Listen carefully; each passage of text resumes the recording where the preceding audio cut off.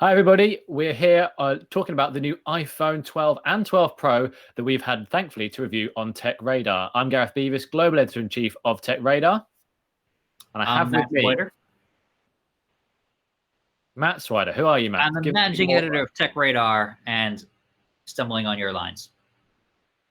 That's how we do it. It's live video for you. That's how we make it. Let's make it work. I managed to also put myself in the background with the video. That's clever, isn't it? There you are. That's gone away. It is working. I can confirm. So today, obviously, we're going to talk about the new iPhones. We're here, the iPhone 12 and the iPhone 12 Pro, the two new iPhones from Apple. Very exciting to have these on board. Quite a hellish experience trying to review both at the same time, which is why we had to stagger them slightly. Keen TechRadar readers would have noticed the Pro review went fully live this morning. That's because we have a very stringent reviews guarantee on TechRadar that we don't want to be able to not fully test things like the battery or to give full dedicated attention to a certain device. But got a really good sense of both of them over the 5 days, and now full, complete reviews on TechRadar. So do go and check those out right now. Matt, you've obviously read them, okay? Yeah, definitely? Yes, thoroughly. I read them actually 3 times. I just wake up every day, set an alarm, and I read them. Good. I'm glad. I mean, just so you can really remember them and, recite them in your sleep to people at parties and such. We can't do parties anymore, but if in theory, if we were allowed. Yeah. I do Zoom parties. That counts. So Matt, you were going to wait in line to buy one of these today, weren't you? I am due to wait in line in like 15 minutes, but I'm delaying that because this is so important to get this out to everybody and talk about what you liked and what you disliked and kind of really anticipating, there's just so much to unpack. But I kind of want to ask you, about design, camera. I really want to just talk about design first and how you feel about that. It's the same but different in a lot of ways. The frame is different. Can you tell me about that? Is it more iPhone 5S-esque or more iPad Pro-esque? Like it's definitely more rounded off or squared off at least. Yeah, so as you can see here, show the iPhone 12 here. I saw it described very well on The Verge as a modern classic with the way that it was described. I thought that was actually quite a neater way of saying it. I said it was both retro and futuristic at the same time. I think I stand by my idea, obviously. I don't think it's a modern classic because the first time you pick it up, you're instantly transported back to the iPhone 5S. If you've ever held one of those, it feels very, very similar, just in terms of the squared edges in the hand. But you're right, the iPad Pro is the absolute reference design for it. It's squared off. It's got this kind of more industrial look, 90-degree edges, the fatter design. Apple says that also apparently helped make it stronger, which is important as well, to give it a bit more framework. I'm not a fan, to be honest with you. I know it's an entirely subjective thing, but for me, I enjoyed the sort of the curved edges of the 11 Pro and the 11 and iPhones from 6 onwards. And there was something that sat nicely in the hands with that. But equally, as reviewers, Matt, you know what we do. We always ask for more, something different, something changing.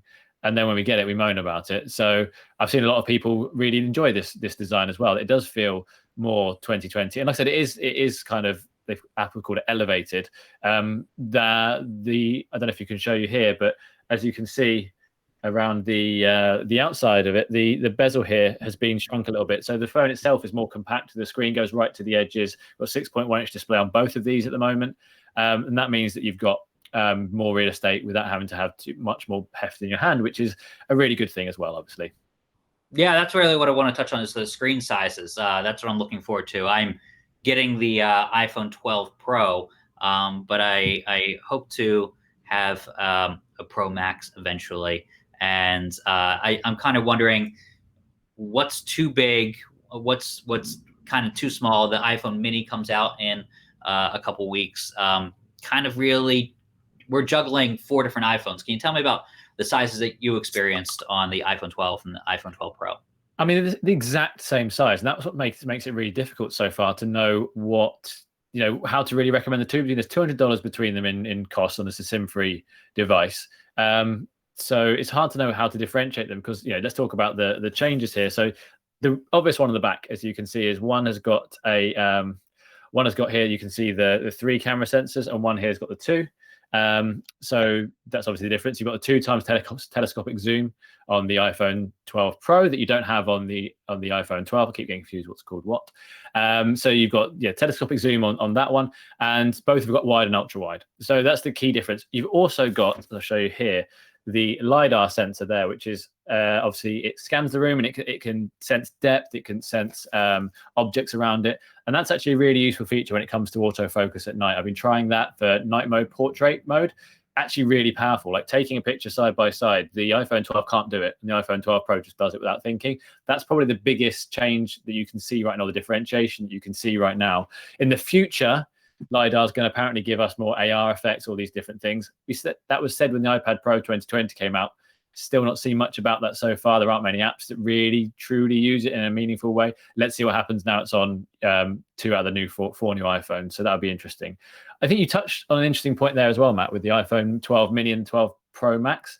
So the the Pro and the iPhone 12 right now are kind of like the standard versions of this iPhone. They're the ones that a lot of people are going to buy eventually anyway. But the interesting ones are the Mini and the Pro Max, because the Mini is obviously it's probably the smallest, most powerful iPhone we've ever seen. Compared to the iPhone SE in terms of being flagship specs, it really is that. Haven't tested it obviously, but Apple's claims of the lightest, smallest 5G phone in the world is quite an interesting claim. Now, what impact that has on battery life is going to be a big thing. We'll come on to that in a minute. But the Pro Max as well, that I've used the iPhone 11 Pro Max as my daily phone for the last year. Get used to the size quite easily. That also comes with a better camera sensor as well. So it's a bigger sensor. It's allowed to let in more light. There's a lot to like about that as well. So those two phones I'm actually more excited about, because they both offer some real differentiation from the two, like I said, standard models. And yet they're the two phones that come out later. So I'm left wanting. I'm left, there's another Apple, one more thing for people who are waiting in line or virtually waiting in line as the appointments go these days.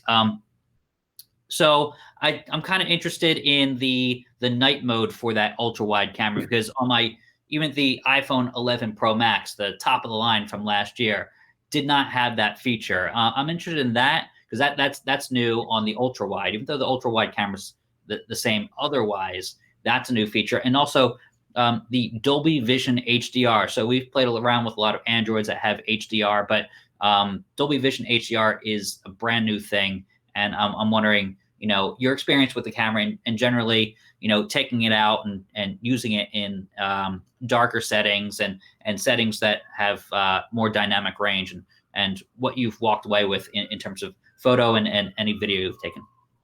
Yeah, I think it's interesting, as you mentioned there, night mode is now added to all the camera sensors now. That's a big step forward. And I know this is kind of asking for a lot, I suppose, you always want more as a reviewer, but I found myself wishing that night mode had been improved rather than being added to these other sensors. That's probably a little bit too much to ask, but the problem is the ultra wide sensor has got a much higher aperture, or slower.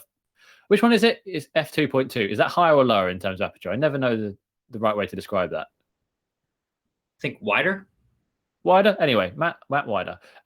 It's got a 2.2 aperture compared to a 1.6. So yeah, it's higher.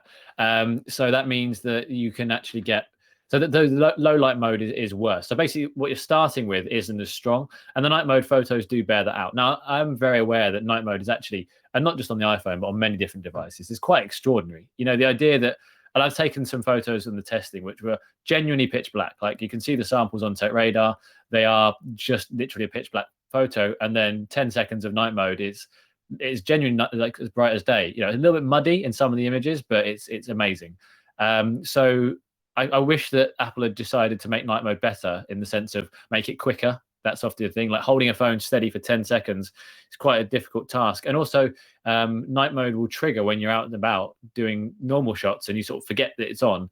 And you can disable it really easily. But if you forget that it's there, you can take a picture of someone like, oh, no, it's done night mode and it's all wobbly and all over the place because you weren't thinking about holding it steady. So you have to have that. So it would be nice to see that improved. But yeah, adding it to those is good because it keeps it kind of a clean experience. But you notice the ultra wide versus the and the telescopic, that they are slightly worse in terms of pictures. Dolby Vision HDR is a difficult one, right? So you've got on the iPhone 12, you've got Dolby Vision 4K at 30 frames per second and Dolby Vision HDR 4K at 60 frames per second on the Pro. Not a massive difference really for the average consumer. There is a slick list of things that is different, but that really is for the professional movie photographer who wants to get B-roll footage or an extra camera angle with the phone rather than having to use the main camera that they're using. It's fine, if I'm honest. I think Dolby Vision is still it's a marketing thing as much as anything else. You know, the amount of equipment that can truly make use of it, you know, cinematography in its true sense, is limited, especially in people's homes. You know, some TVs can do it, but I don't think many people are going to notice the difference between HDR10 and Dolby Vision, really. So while it's a nice thing to do and turn it on off, you do see the additional colors. I'm still not entirely convinced by HDR generally because it seems to overexpose the really bright sections. If you're going past like a lit section of a scene, it will kind of be harder to see than if it's turned off. You see the same thing on HDR movies. Sometimes the contrast is amazing, but you kind of lose some detail perhaps. So it's more of a headline spec than it is really useful day to day. But you know, you can scale from literally 70 frames per 720p HD all the way up to 4K at 60 frames per second Dolby Vision. That's an incredible amount of choice you've got there. So I think in terms of giving people what they want to use, everything's handled basically. Yeah, those commercials that are shot on iPhone and even like the mini movies that they do, that's really that Apple does. That's really what you can really take advantage of this new hardware and new software. But for the average consumer, you may or may not see it, but you can grow into it. And that's kind of what I'm looking forward to and seeing if I can utilize the new tools as like someone who's not, a professional photo taker, but someone who likes to take a good photo and have all the tools at my disposal. So that's why, I may end up with the iPhone 12 Max in the end. And I'm kind of interested in one more aspect of the camera. So I know you reviewed the 12 and the 12 Pro, and we have those reviews on TechRadar right now.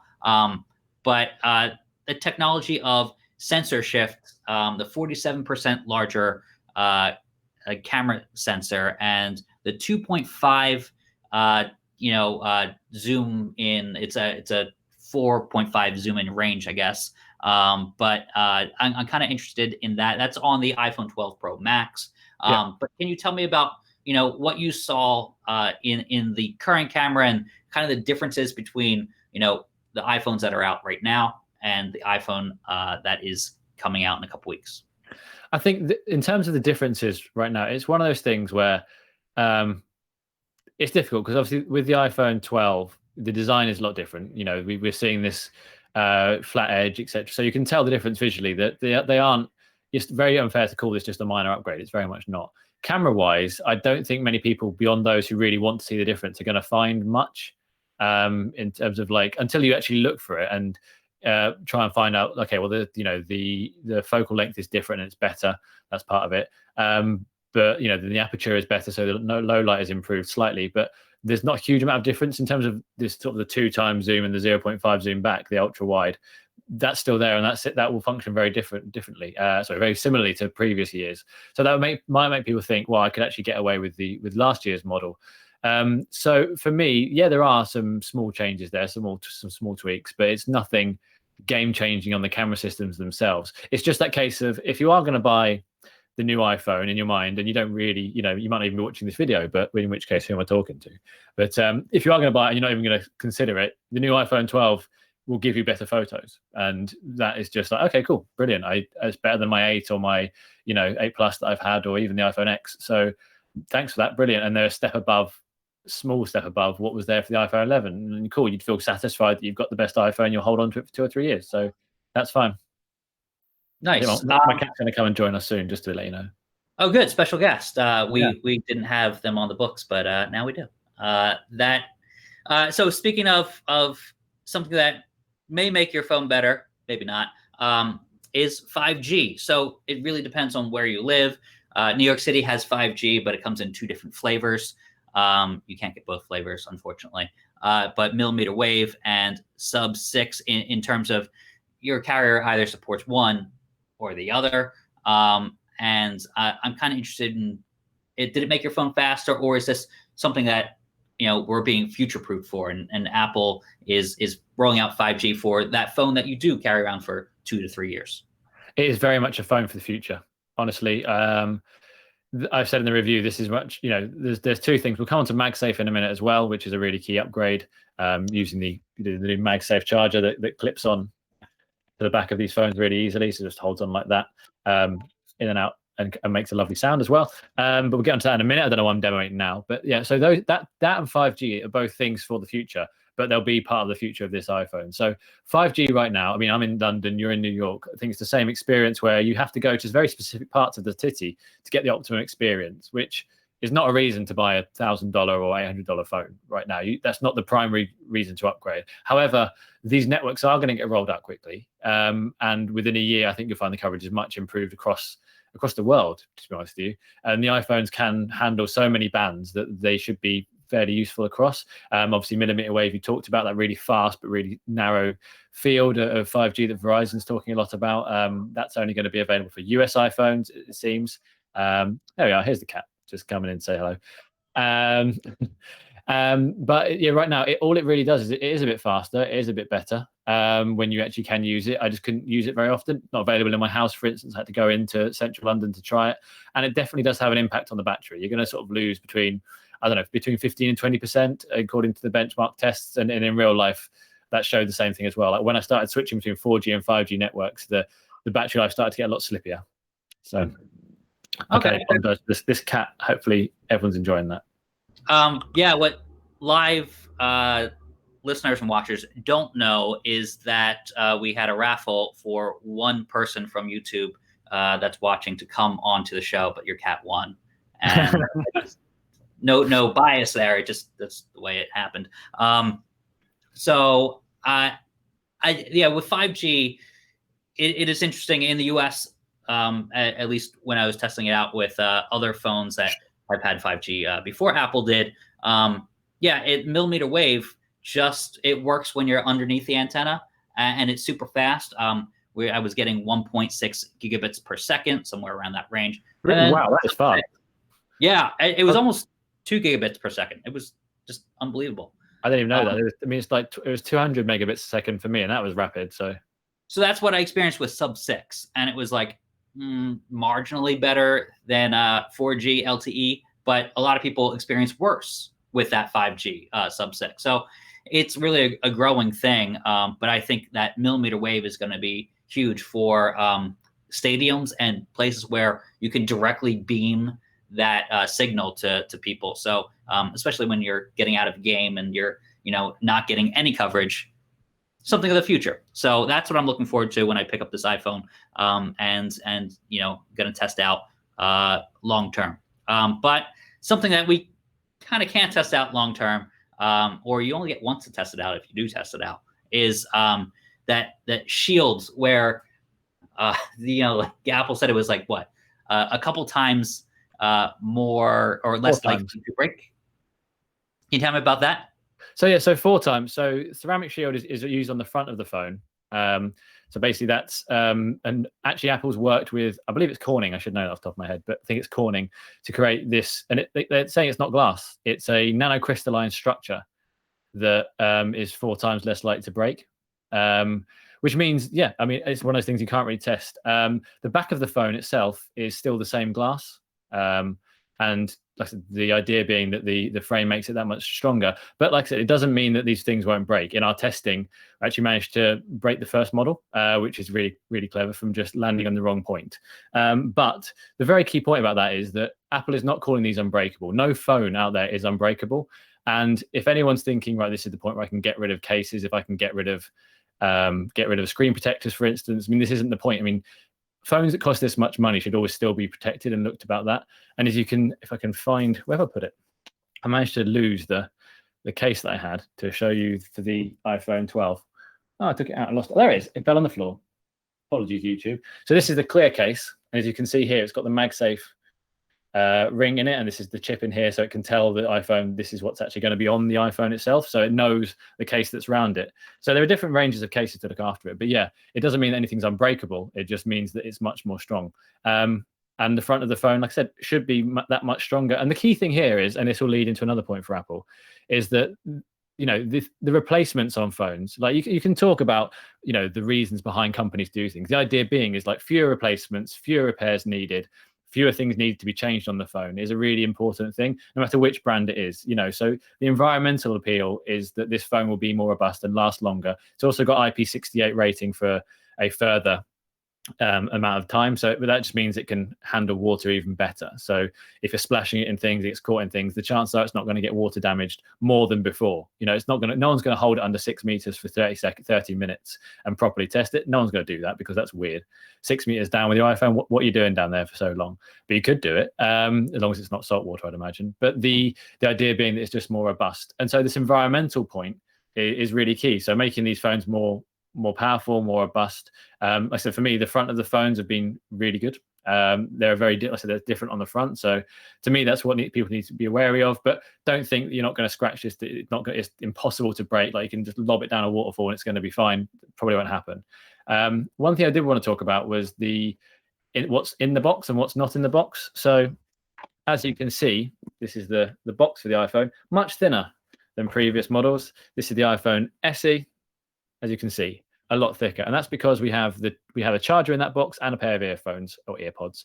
Not the case this year, which when Apple announced it was talking about, I think it was 450,000 cars off the road for the amount of carbon dioxide that would be saved, which is a big number. Which I thought, fine, you can all talk, there'd be a big debate. I thought when I was writing about this, about the fact that you can have, it's a choice, people can be more environmental, blah, blah, blah.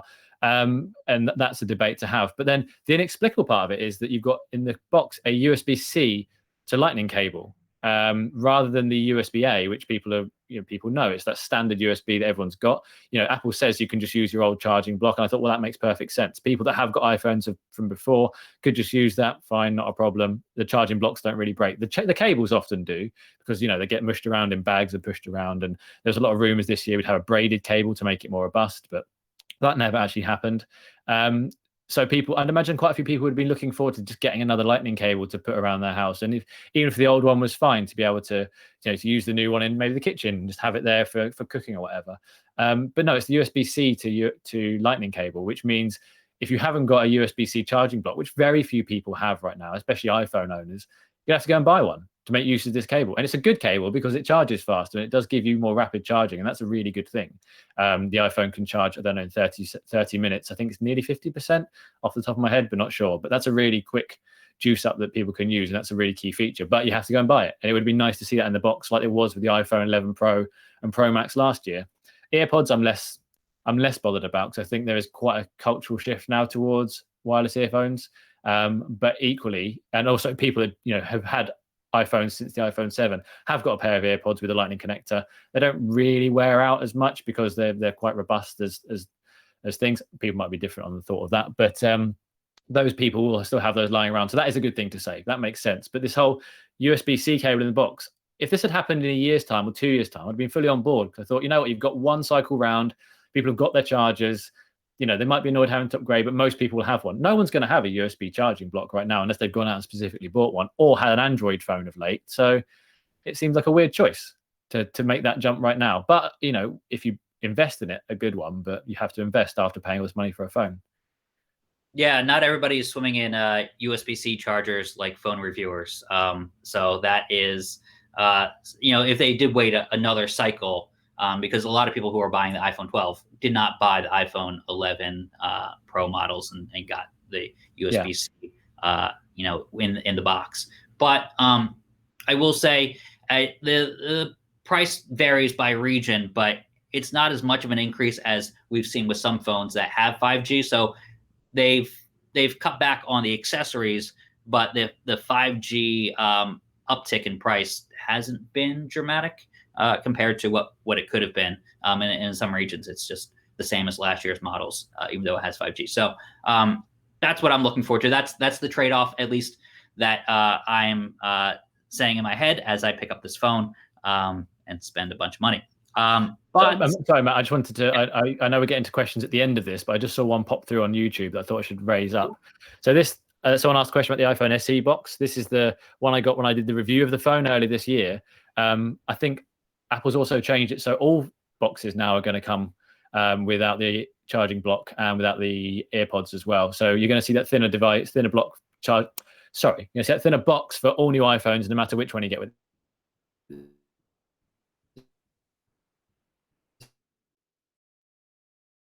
believe. So no way to go back and buy it, unfortunately. Good point.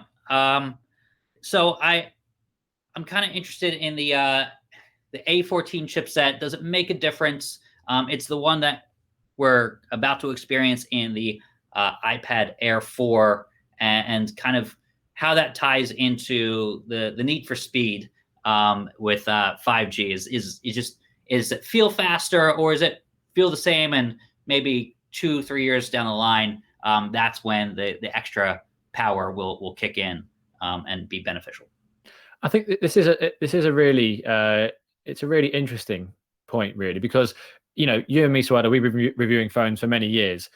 About 3 years ago, we reached peak speed, like in terms of how fast a phone was. I mean, we remember those days where you would literally open an app and you'd wait, and you were, and then later on, it got to the point where, yeah, you could do side by side. You're like, that phone is definitely snappier. I wasn't annoyed by the old one, but that one's definitely better.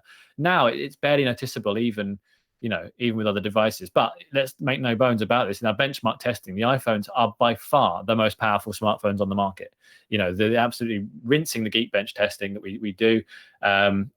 What's interesting is despite the fact that according to the benchmarks, the iPhone 12 Pro has 6 gig of RAM and the 12 has 4, there's no difference between the performance in terms of the benchmarking, which I find almost inexplicable, because we've seen that in the past where more RAM will lead to better benchmark performance. I'm not an engineer, so I can't tell you exactly how that manifests specifically, but I was very surprised.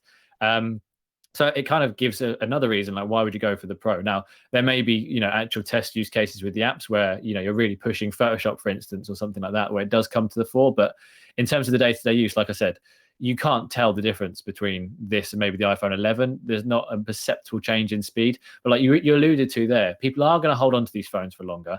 And what Apple and, even other Android manufacturers with the latest Snapdragon chipsets are doing are making these phones capable of handling what people are doing now. So every time you give more power, every time you give more battery, app developers go, okay, thanks, we'll make it bigger, we'll make it stronger, we'll make it more graphically intensive, we'll do more with that stuff. And you can see these phone manufacturers going, come on, guys, like, if you just left us alone, we'd have phones that lasted a week, on these battery packs. And if you just stop the pace of change, but it means that everyone gets good apps, which is quite nice. But yeah, I think in 3 years' time, that's the reason there's so much power now. It feels like an overkill at this point, but it should keep these phones running more smoothly as the years go by, which is the really key thing. Yeah, you kind of touched on exactly what my last big question that I have before we turn it over to the chat and have other people ask questions. But it probably does factor into battery life, and I'm wondering because the iPhone 12 review went up on TechRadar straight away. iPhone 12 Pro review, because of that review guarantee, we held back initially, and now it's up. But we wanted to give it a fair shake on the battery life test, and we wanted to make sure that we didn't just put a review up straight away and say, yeah, it's good, we haven't really tested the battery enough. We gave it that time to. I want to talk about that as in terms of how you test phones. The difficult thing there is, right, so I had 2 SIMs, so I thought, I'm going to be able to test these phones quite nicely. And because they're both connected, they're both doing the same things, they're both even logged into WhatsApp, so that I thought, I can still be getting things back and forth. But you don't realize what actually hurts the battery on the iPhone, I think we're going to talk about this in a minute, is the fact that you just using it is what kills it. And standby, these things are brilliant. Like, they just flatline. There's not a lot happening. Like the iPhone 12 Pro that was again connected lasted 2 days before I even needed to charge it without a problem. And I wasn't not using it at all. Like, I was camera testing and some music and a couple of games, but nothing compared to the 12 itself at the first time. And I think that's the thing that you realize, you really need to be able to just keep taking this phone out of your pocket. It's that kind of stuff that does the battery, moving, running with it, the motion detectors on, jumping between 4G and 5G, and you're using it at the same time. That's a really key thing. It's really hard. You can't really do that side by side, which is why I wanted to delay the test to see if the iPhone 12 Pro handled the same way, and it did. So yeah, I just wanted to give some context to that. Yeah, the battery life can be amazing. Even on the 11 Pro Max that I have, I was before my commute, I had 1% battery life, and I had to use it for the bus with Express Transit, little cards that they have with Apple Pay. and it was going to die, and it hung on that 1% the entire time until I got to a charger at home, and I was like, "What? That's crazy."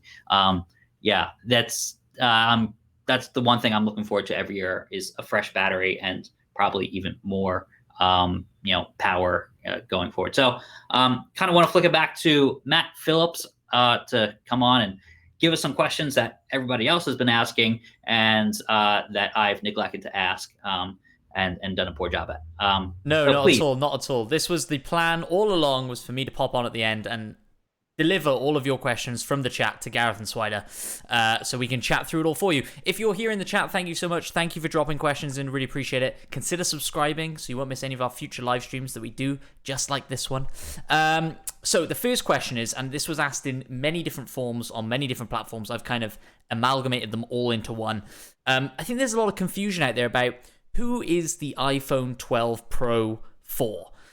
Surely, if you want the best of the best, you should be waiting for the Pro Max. And if you don't, then you should go for the iPhone 12 because it's a little bit cheaper. So maybe you can talk a little bit on that, Gareth. Yeah, I've been really mulling this question over for a long time now because, so that $200 is quite a lot. Now, I want to mitigate that. We haven't talked about it. The iPhone 12 comes as a start with 64 gig of storage on board, which, and I said, again, I talk about the fact I've been doing this a long time. A long time ago, that would have been the top spec and been massive. You would have never even touched it. 16 gig was probably fine. Now 64 gig with the amount of apps that are really powerful and big, the amount of high-res video and photo that you can take, that fills up quickly. I was surprised when looking at how much I used. That was probably not going to be adequate, or at least start to get annoying quite soon without having to offload things and push things to the cloud and make sure that you've got the space. That's just a hassle. So the iPhone 12 Pro starts at 128 gigabyte, which actually makes a big difference. And goes up to, I think, 512, which is good.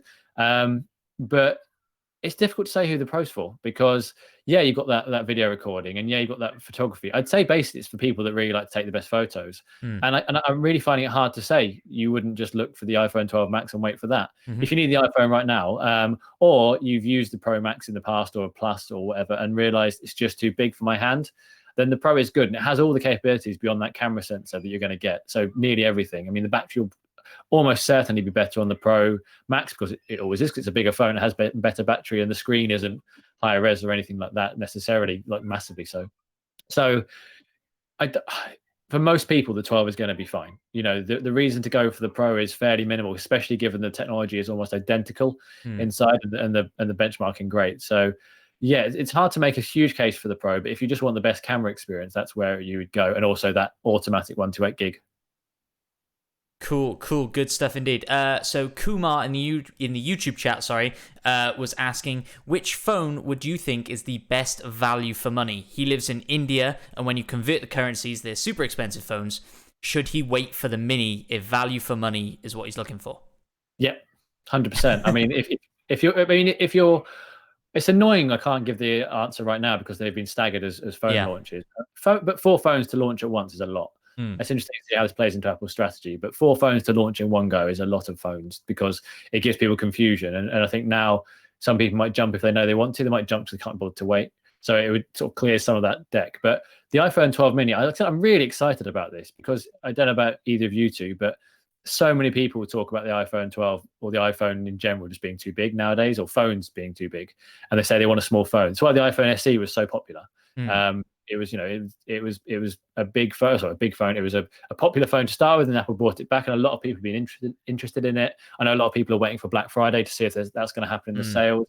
Got that question the other day, and that's the kind of the form factor people want. And adding all this power into it, and the 5G, and the MagSafe, and all these things is going to be a really key thing. So I'm interested by the iPhone 12 mini, and $100 less in America is quite a big saving for this phone when you've got all the same specs. So I'm interested by that one, and it's probably that and the Pro Max camera, the two big questions for 2020 left to go. Yeah, for sure. Sorry, and despite having a smaller form factor than the iPhone SE 2, the current iPhone SE, it has a bigger screen because of the lack of a home button, so it stretches out and reduces the bezel. So I kind of find that to be interesting. Like, should I have got my parents that mini version? But the home button may be essential for them, but there's a lot of people who are going to love and it's been their dream phone to have the mini iPhone 12 mini. Yeah, it'll be exciting to see how it goes. So another one from Hugo in the YouTube chat. He wanted to upgrade from his Samsung S9 Plus to the Note 20, but the phone is just too big. He was mainly looking to make that upgrade because of the camera. Do you think that the cameras on the Note 20 and the iPhone 12 Pro are comparable in such a way that the iPhone 12 Pro could be the one he should go for? I mean, Swider, I know you've used the Note 20 more than I have, so feel free to chip in on this one. But the difference between Apple and Samsung cameras is always going to be different. The Samsung is still, it's not like Huawei levels of raw power, but there's more. You're more a power user with the Samsung. Gives you more options. There's more things you can tweak and fiddle with and change. The iPhone is and the colors, I'd argue, are slightly more vibrant. There's more of a pop to a Samsung picture, and especially has been over the years. And the iPhone is more natural, more muted. And we're at the point now where it's very hard to say which one's got the best camera. I think the Note 20 has so many features, so many powerful features on there that if you're interested in getting the most out of the camera, I'd probably say that you'd want to look at that. But that's not to say that the 12 and the 12 Pro specifically don't have really good cameras, because some of the photo quality and what's really cool is that you see it take a photo of the iPhone, and then you'll see it say preparing photo, which I believe is Deep Fusion working its magic and really analyzing it and popping it out, and then it suddenly just jumps, and the quality difference is massive. Like if you take a picture, say down a tunnel, like a black tunnel, all pitch black, and then there's bright light at the end, it'll be showing, and then bang, the end of the tunnel will suddenly come straight into view, and you can see the way the iPhone has processed it through. So I said I haven't side-by-sided it with the Note 20, so I can't say for certain, but for me, both are really, really good camera phones, and it depends what you really want out of the camera experience. Yeah, I think the Note 20, and specifically the Note 20 Ultra, is probably what you're talking about. The questioner is talking about that. But that has just an incredible zoom range on the Note 20 Ultra that you don't get on the iPhone. And but otherwise, the like Gareth was saying, the analysis that the iPhone is doing once it takes a picture with that Deep Fusion technology may give it a slight edge. So, and I'm basing that, having taken the Note 20 Ultra around with me along with the iPhone 11 Pro Max. So the 12 is going to be even more of a jump. And I feel like if you're focusing on video at all, Apple is conquered that territory year after year. So that is, the win is in Apple's column for that. But the photos, and Gareth alluded to this, it seems more Instagramified out of the box for Samsung, versus you can, tweak things to your heart's content on the iPhone, but you may have to tweak things. It may appear a little bit too yellow or too warm on certain photos if you just have them side by side with a Samsung and say, okay, this one's more blue, this one's more yellow. But honestly, you're going to end up with a great camera either way, depending on what country you're in. In the US, at least with Apple, they have a 14-day return policy, which is very, they're very forgiving about, as long as you don't break the phone. And I take advantage of that all the time. If I want to switch, I can instantly. So always take that return policy and factor that into your decision. Interesting stuff. And then over on Twitter, Ninja Panda, great username. Are the cameras on the Mini the exact same as the 12 and 12 Pro? And if so, and I'm not bothered about extra storage, surely I should wait for the Mini. Same as the 12, I believe. I'm now worried. I'm not certain because I haven't tried it, but I'm almost certain that they're the same camera sets. So the wide and ultra wide, 12 megapixels on both, and f2.2 and 1.6 on the apertures for the Mini and the Pro, and the Mini and the 12. And the Pro obviously comes with that 2x telephoto zoom as well, plus the lidar. So the Mini is not the same as that, but again, you probably should wait for the Mini if you're interested. If you're interested in the Mini, you've got a few weeks to wait, and you should definitely. Don't get buyer's remorse on this thing. That's why I just pointed out the 14-day returns policy in the US. I don't think we'd stretch that right now. So at least get in that range before you make a choice. Absolutely. And interesting question that I haven't seen many people talk on at all. How are the speakers on the phone? Oh yeah, good one. I saw a nice thing that Marcus Brownlee did on YouTube using magnetic paper to see what was underneath there, and you can see the speaker chambers, and they seem to be a little bit larger on the iPhone 12, especially the Pro. They're good. They're still, it's one of those things, like if you're listening to an audiobook or a podcast, or even music, especially the spoken word, they're fine. They're a little bit pitchy, but they're fine. The volume is good. The clarity is good. Music wise, you still need to be making sure that you're getting a good speaker, because it hasn't got the bass. It's nowhere near, say, even an iPad Pro, which is actually really good for audio as well. So they're good and they're loud again, but they're good loud phone speakers, which doesn't make them good speakers. Good stuff. And there's still quite a bit of confusion around the charger situation in these phones. And I may have missed it. I know you guys were talking about it, but I was looking at the chat and stuff, so I may have missed it. But if I have an iPhone 11 or 11 Pro, can I use that charger for my iPhone 12? Yes. Yes. Nice, simple one. So the point is, like, these phones, as you can see at the bottom, still lightning. They're still lightning at the bottom. Haven't changed to USB-C. Haven't done anything there. What you get in the box is this. I don't know if I can show it there. It's this is the USB-C cable. So the end of that is a USB-C. Whereas, let's see if I can find something here. Why can't I find something that's got a USB-C at the end? So this is a USB-A. So this is what people be normally used to, and this is what comes in the iPhone there. So you've got the USB-C. Now, if you've got a USB-A, one of the normal Lightning connectors, absolutely fine. Of course, it'll work. And the fact is, loads of Apple users will have this. Like a lot of people who upgrade to the new iPhone 12 are going to have Lightning cables. They probably have had 4 iPhones. They've got 4 of them lying around. Those people will be able to use their old charging blocks, right? And their charging blocks and cables. The way Apple talks about it, though, is that you'll be able to use your old charging block, which won't work with this because it's got this connector, not the USB-A. So that block will then become redundant for that cable, which is your fast charging cable. That's the difference. And so Apple says but you can buy the 20-watt USB-C charging block that it sells. It's reduced the price by 50% in the US. So it's not super expensive, but it's an additional expense that you wouldn't have had before. So that's the difference. You can still absolutely use any Lightning cable for these phones at all. That still works. You won't be able to use the cable that's involved in the box without a new charging block. Good stuff. Good stuff. There's another question here on the YouTube. How does the ceramic shield feel under the finger? Would you be able to tell the difference between it and previous iPhone's glass? No, quite frankly, not at all. It doesn't have. I wouldn't have known if there's any difference. A lot of phones, like Apple's making this big deal about saying it's not even glass, it's nanocrystalline structure. But the way that's put together means that Corning and Gorilla Glass and all these different kinds of things in the past that have felt more plasticky under the finger, they haven't felt like the glass of old for a long time. So like this is again the iPhone SE. This is using just standard glass in inverted commas, and there really is no difference. There's no slickness difference. There's no feel. There's no hollow extras to either of them. So I'd say I wouldn't have known the difference if that hadn't been being talked about so comprehensively. Fair enough. Just last few questions then. So, and I can't remember who said this. I missed your name, unfortunately, in the YouTube chat, but they said, is it worth upgrading from my iPhone XS to the iPhone 12, or should I just go with the cheaper, at this point, iPhone 11? I mean, it's a tricky one, isn't it? Because the iPhone XS to 11 is not the biggest jump.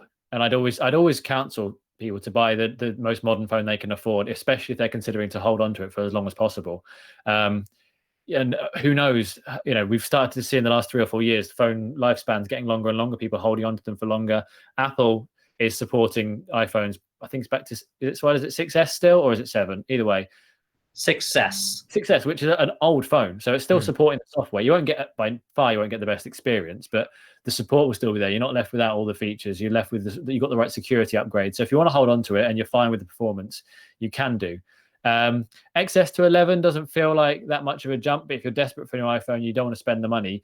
The 11 is an absolutely fine device, and we haven't actually talked that deeply about battery life. I know we covered it in 5G, but the battery life of the new iPhone 12 and 12 Pro is, you can see it's slightly dinged by the addition of 5G. Using it for 5G definitely has an impact, but the overall, like I said, slippiness of the phone during 4G use, for instance, it's not quite as good as it was on the XR, which is probably my longest lasting iPhone, or the 11, which have both been really good for battery. It's not quite in the same ballpark anymore. It's not terrible, but you'll get, if you've used an iPhone before, the standard day. You'll get to the end of the day. I've used a lot of phones where you can use them hard and they get to the end of the day and you don't need to use the charger still if you don't want to. You definitely would with the iPhone 9 times out of 10. It's difficult for me because I invested a while ago in wireless chargers in the home and in the office. So I sort of forgot that iPhones don't have good battery life, but going on the benchmarks that we've done in the testing, that there's definitely a slight reduction this year. Good stuff. I know Sam in the YouTube chat was asking about battery life, so we've covered that there for you, Sam, hopefully. Was there any more? I think that might be it. John Porter. I've seen a great comment here from John Porter. It's interesting. He said, have you found any apps that make good use of the Pro's LiDAR sensor? And no, it's annoying me because with the iPad Pro, I was trying to use one to find some things that really made use of it. And I found one that did sort of some CAD drawings, some computer-assisted design drawings.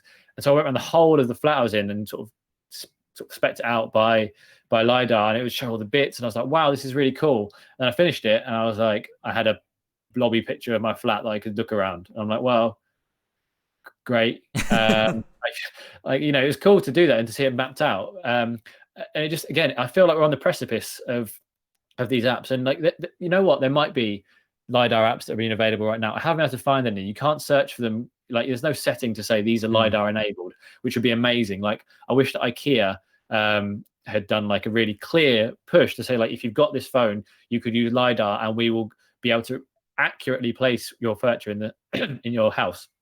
Or Hot Lava, which is a LiDAR game, should be coming out soon. I haven't seen if it is yet, but that'll be there soon. But no, we haven't still seen the ecosystem join yet. Fair enough.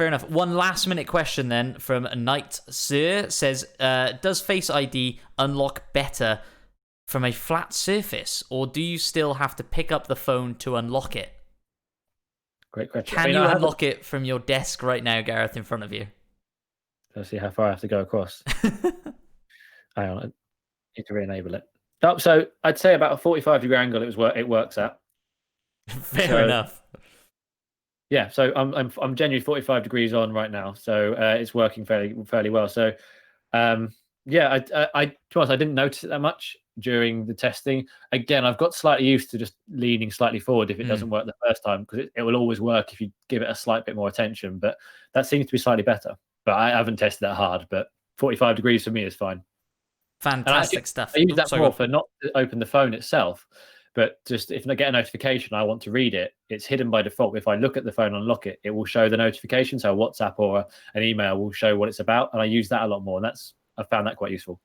I have one last question as we wrap things up. Go for it. I'm kind of interested in MagSafe, and yes, I know we have the iPhone 12 and the iPhone 12 Pro reviews on the site, but kind of having you make a prediction on where you think this technology is going. The iPhone 12 may be the precursor to a portless iPhone, which a lot of people made that prediction a while back, that Apple may eventually close up that Lightning or Lightning port, skip USB-C entirely, although I hope it still comes to next year's iPhone. I wish that every year, and make a portless iPhone that wirelessly charges once that technology is fast enough.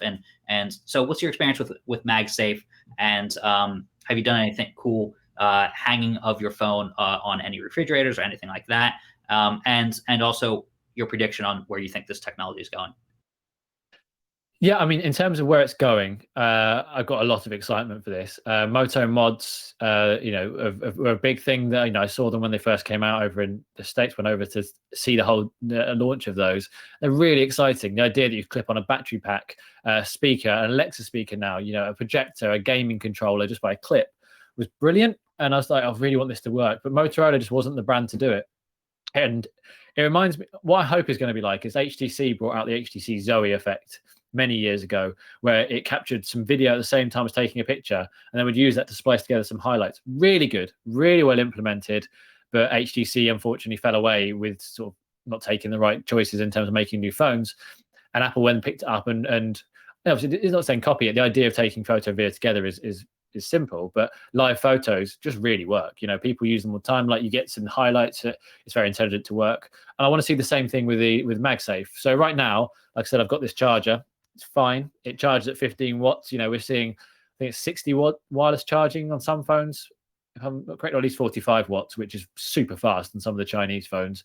Don't know how hot they're going to get, but MagSafe, like I said, is fine. The charging covers, see if I can find one to pop on here to demonstrate. When you place it on the phone, sorry, just get rid of my Apple TV notification. So you put it in, don't know if you can see here, it makes a nice sound, makes a little blink, and it will change depending on what the case is put around it. So it will know, using this chip right there, it can tell it what it is. So that chip is going to be really important. So it'll know that it's got a gamepad, it knows it's got the charger, the MagSafe safe charger, so it can actually so it can say, okay, it's safe to charge a bit faster now. So right now there's not a lot. There's a charger, there's some cases, there's that folio. Belkin's doing some stuff for the car as well, which we haven't tried out yet. But if this takes off, this is going to be a game changer for the iPhone. Genuinely feel that, because the accessories ecosystem could just go stellar. Apple Arcade plus a dedicated Apple game control that you just bolt on the back that's charged via the phone. I don't know if it does reverse, but or could charge the phone itself. Those things are brilliant. Let's fingers crossed that happens, because not just will that benefit Apple fans, but I think it would show the world that the kind of the modular nature of smartphones is possible, and then every brand might get involved with it, and we can just start doing so much more with our phones. Like, you can imagine, hiring bikes in certain cities, they all come with a universal magnetic holder. You can just put your phone on and it charges it, or whatever, that kind of thing would be amazing. Yeah, absolutely. Absolutely. We had a last couple of questions about the iPhone Mini's battery life. We haven't, unfortunately, had a chance to play around with the iPhone Mini yet. When we do, and we're allowed to talk about it, we will probably do another one of these live streams where we will answer all of your questions. So please do consider subscribing to TechRadar on YouTube, and you won't miss out on that. Any final thoughts here? Swider, I want to hear from you. Which iPhone are you most excited about in this 4 lineup that we've got in 2020? Yeah, I think it's, for me, I want to test it out now, so that's why I'm about to wait in line, a social distance line, and get some an iPhone 12 Pro. But the iPhone 12 Pro Max is the one I'm looking forward to the most because of that sensor shift. When you shake your hands, it makes up for that by moving the sensor instead of just the lens, the camera lens, and that's just mind-boggling and great that technology is coming from regular cameras, high-end cameras, to a phone. And then the 47% larger sensor in the camera on the 12 Pro Max. So that's what I'm looking forward to. As we discussed, it does have a 2.5 times zoom on the telephoto lens. So that's really something that's appealing, especially using a even better zoom range on the Samsung Galaxy Note 20 Ultra. I kind of want that in my iPhone, because every time I'm testing out an Android phone, I'd be like, oh, I wish I had this feature on my iPhone. Well, I'm kind of getting a little bit of that. So that's what I'm going for. Although the Mini, I kind of want to test that out too. It does have some appeal just because of its size. So I'm stuck like everybody else. Read Gareth's reviews, because they'll help you out, and more reviews I'm sure to come, because when those phones come out in a couple weeks, you'll have a lot to pick from. 4 phones at once, 5 total if you count the SE 2 this year. That's a lot of iPhones to choose from, and it's pretty remarkable. Absolutely. I've just dropped Gareth's full review in the chat there for you to all check out. He's got some great camera samples and stuff in there as well for you to check out. Night mode, well worth checking out. Any final thoughts, Gareth? Anything you want to leave the people with? No, there's very few questions here. So yeah, further images, we talked about that. No, I prefer the rounded ones. Battery, not as good as last year. Still fine, but could be better in that sense. And yeah, I think we covered the rest.